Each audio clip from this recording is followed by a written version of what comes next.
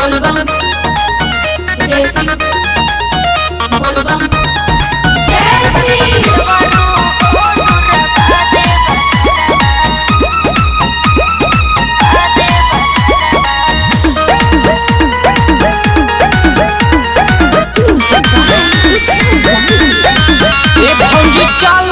सब तैयारी बा चढ़ल कलहुए से सावन के सोमारी बा।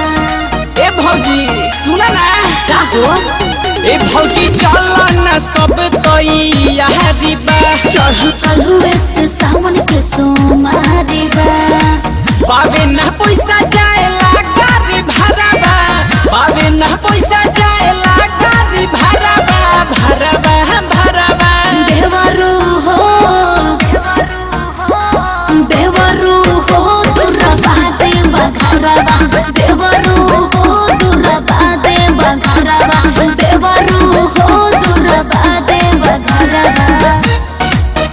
बोलबम जय श्री बोलबम जय श्री हंस पटना रिकॉर्डिंग स्टूडियो बसंतपुर। देवरू हो दुर्गा देव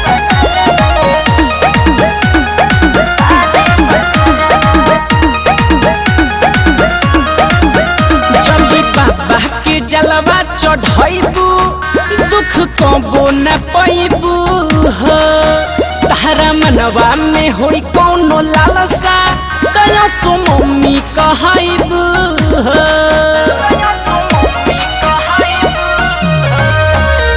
खबर से सावन के बदरिया भीगे गेरुआ कलर वाला सड़िया एक पौआ में चुभ तड़ोड़ा चलल मुश्किल भइल बा डगड़िया।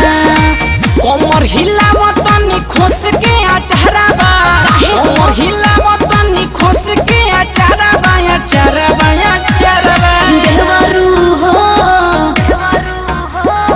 देवरू हो दुर्गा देव घरवा देवरू हो दुर्गा देव घरवा देवरू हो दुर्गा देव घरवा।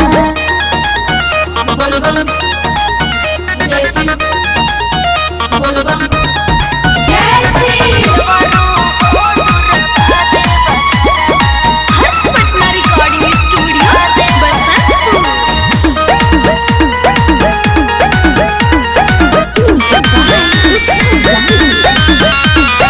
सावन के पावन महीना अच्छा सारा झूमे कांवरिया हो ई बात बा। जदी नाचत गावत संगे चलबू भूल जइबू तू गरिया हो सुनो देवरू हो बिकी बिहारी देवरानी भी संगे संगे बहारी अपना सैयाला बानी भूखल होई सावन के पहिला सोमारी। माही मुके से नहीं अइले ड्राई बहरावा माही मुके से नहीं अइले ड्राई बहरावा ड्राई बहरावा देवरू हो देवरू हो दुर्गा देव घरवा देवरू हो दुर्गा देव घरवा देवरू हो दुर्गा देव ए घरवा। भौजी चला ना सब तैयारी बा चढ़ल कलहुए से सावन के सोमारी बा। बाबे ना पैसा जाएला गाड़ी भाड़ा बा बाबे ना पैसा